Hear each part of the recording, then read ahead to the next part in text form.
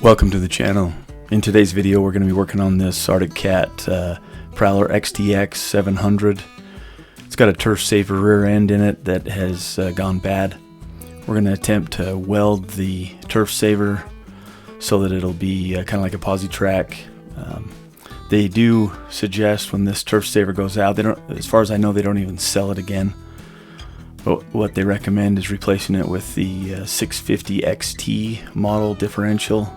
Requires new axles because they're a different spline than this on the 700 than the 650.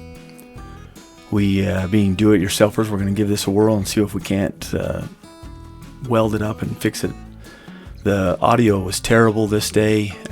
The wind was blowing a little bit, and so I chose to do a voiceover. I hope you bear with me. We'll see how this goes. Here I'm just trying to get this buggy on solid ground because you have to pull on those axles just a little bit to get them out. You'll see that here in a few minutes. But for the most part, just position it for a safe work area. Looks like I'm satisfied. We'll gather up some tools and take it apart. In the middle of this video, I did have somebody reaching out for a Facebook ad I had. I was distracting just a little bit. A few times I have to pull out my phone and check it out and see what ridiculous offer they've made.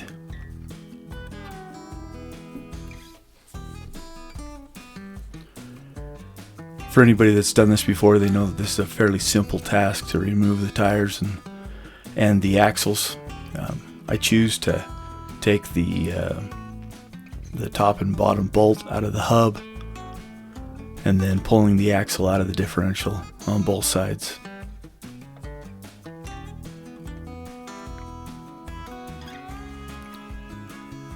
One of the worst parts of projects we do here is that we have tools in both shops. It makes it difficult to go and find what you need when you need it. Sometimes you're walking back and forth an awful lot. I cut most of the walking out of the video. You can see there how easy it just pulled right out. This particular Arctic Cat has a tremendous amount of dirt. It came off of a farm near us, used as a work tool. Definitely have to clear out some of the buildup that's inside the chassis, but that's definitely for another day.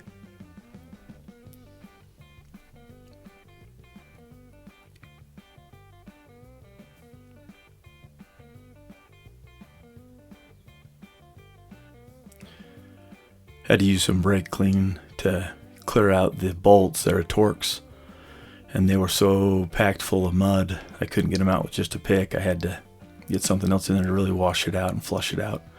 And while I was there, it was a good idea to just clean around the whole differential so that as I pull it apart, the dirt doesn't get inside.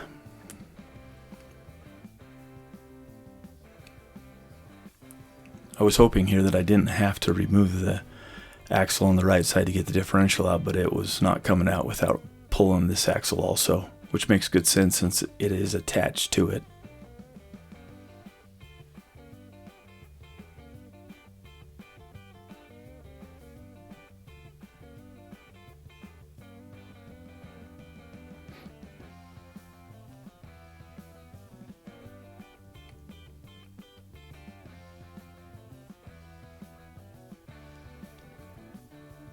Didn't need to remove the other axle all the way out of the chassis, just needed it out of the differential.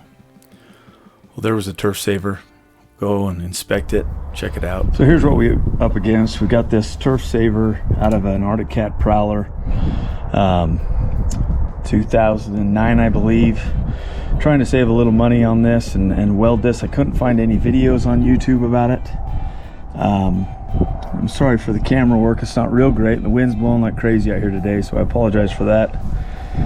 It's terrible audio. I'll maybe dub it in, but I'm going to take and where that washer is, it's just holding that open. I pounded it in to keep that section separated because that's how it engages the gear, is what it looks to me like.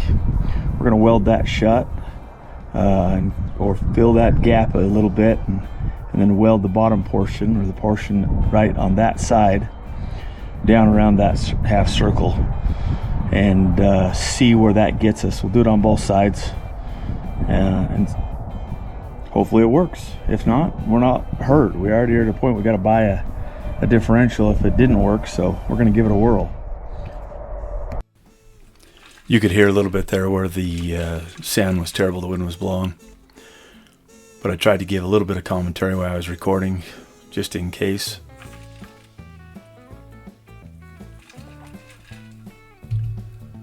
Welding around that washer that I drove in between those two pieces was a trick, because the gun tried to attach itself several times because it was such tight quarters.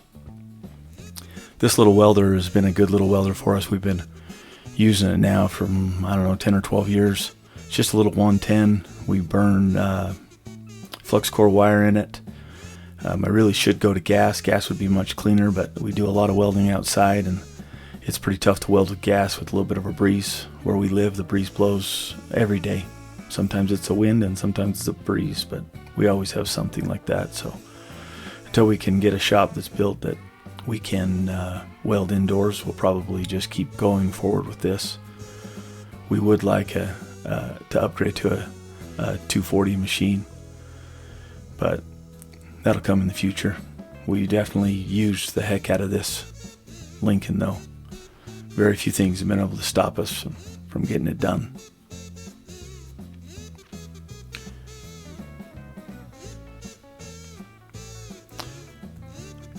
You'll see here in a minute I'll grab a small torch. I had to cook some of the oil out of this in order to weld it. And because of that, it would run out the opposite side. You'll see me kind of clean it up and then cook it there when I do this side.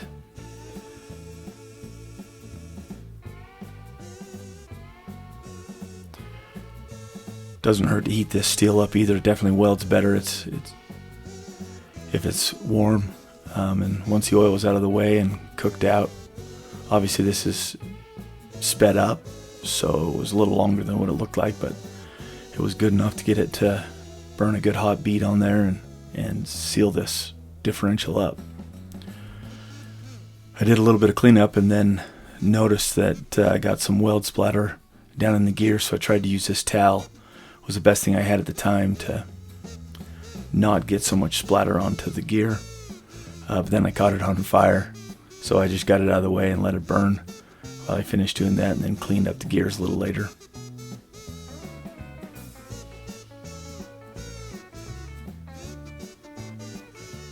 Man, I certainly wish I could really work that fast. I'd get a lot done in a day.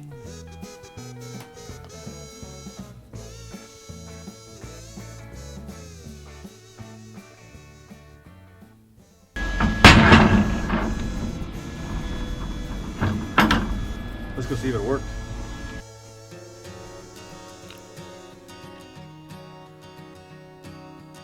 At this point in time, I'm very hopeful that this is going to fix the problem. It does go together really well. Cleaned up all the parts and made sure there wasn't any metal shavings or anything wore out. Everything looked pretty decent, other than the Turf Saver portion of this differential is not working. All the organic material in there that pushes those plates together was gone. You could see that on the parts that I could see inside the differential. Just a matter of getting this all put back together, filled up with oil, and moving forward.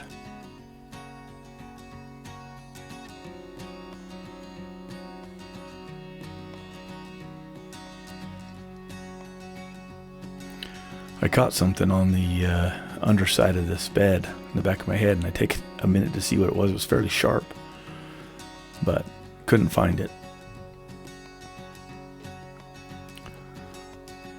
I found this wobble that fits my impact real well, and it's an impact wobble. It's great for these close quarters like this. Definitely helps in putting this together.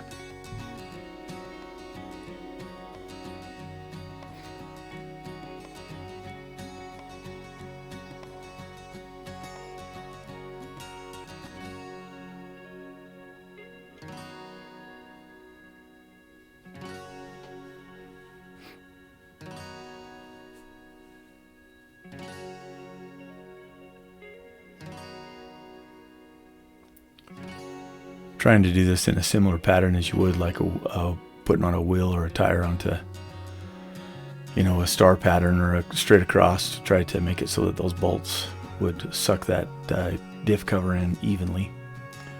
The axles just press in, lock into place with a little keeper ring. Then it was just a matter of getting the top and bottom bolt back into the hub assembly and get the tire put back on. I missed the bottom one. Thought the jack might be able to help me push that up, but decided it's easier to just pull up on the one that's not attached to the spring, or push the top one down, I should say, that's not attached. Seemed to go much better once I did it correct.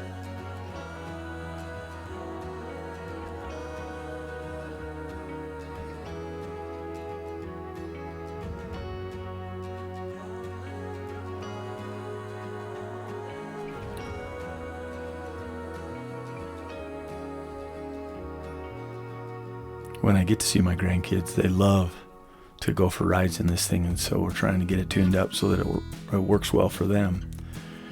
We've been using just the front wheel drive and letting the rear axle catch up, which doesn't seem to cause it too many problems, but it's not really getting full power.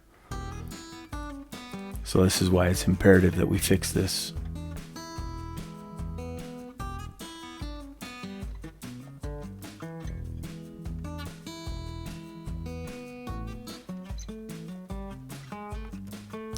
This project really went relatively smooth, coming off and going back together.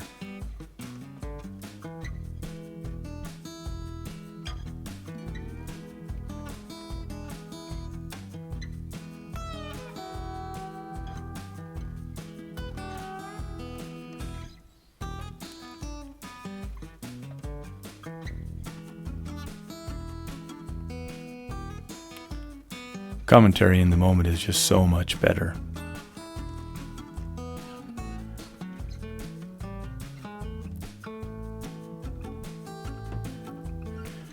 I decided here to make sure I get some gear oil in it before I put that tire on, make it a little easier to get into it, and I'm grateful that I did.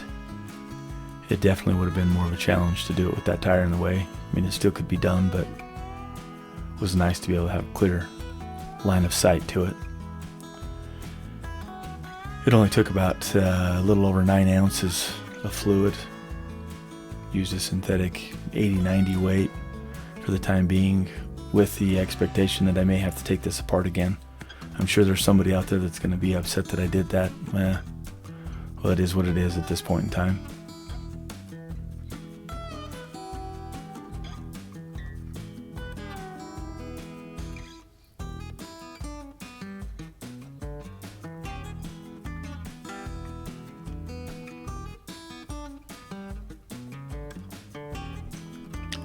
I will say this, I don't know what I would do without my Milwaukee tools. Man, they just make life so much easier.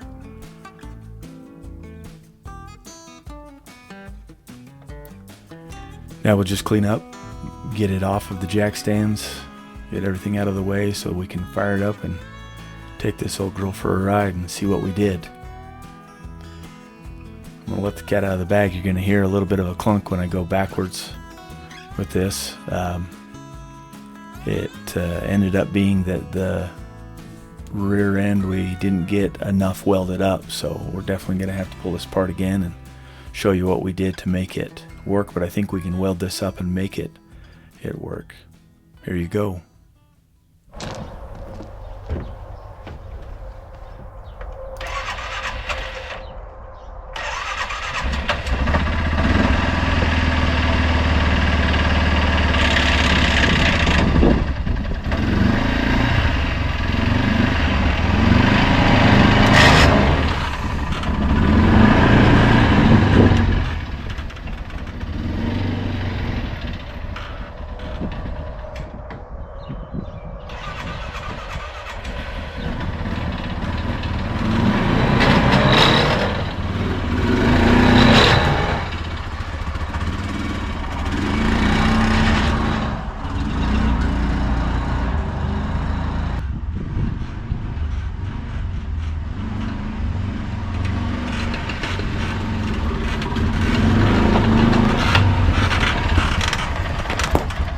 Well, here you're going to get to see some disappointment on my face, as it's still grinding in the back and thumping pretty hard. But like I said before, we've got a little bit of a plan on how we think we can fix this. We're not hurt on welding this up because we're at a point where either we weld it up or we buy the one we can, or the one we need to fix it. Thanks for watching. If you liked what you saw, please consider subscribing and share this. We sure appreciate the support.